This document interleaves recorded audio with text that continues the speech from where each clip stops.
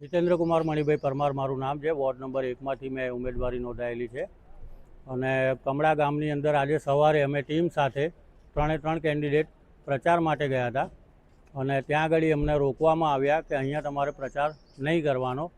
એ વિષય ઉપર મારે ઘણી બધી એમની જોડે ચર્ચા થઈ.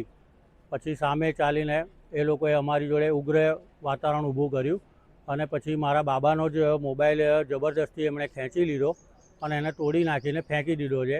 એ તૂટેલો મોબાઈલ બી માગ્યા પછી બી એ લોકોએ અમારી સાથે ગારાગારી કરી, મારવાની ધમકી આપી, ગાડીઓ તોડી નાખવાની ધમકી આપી.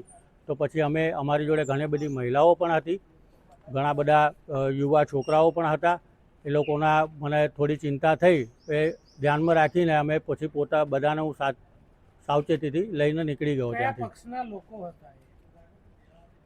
કોઈ એ લોકોના કેસ તો એવા કોઈ પહેરેલા હતા નહીં, પણ અમે તો કોંગ્રેસમાંથી લડીએ છીએ એટલે સામે તો વિપક્ષ કોઈ બી મજબૂત પાર્ટી હશે કે ગમે તે.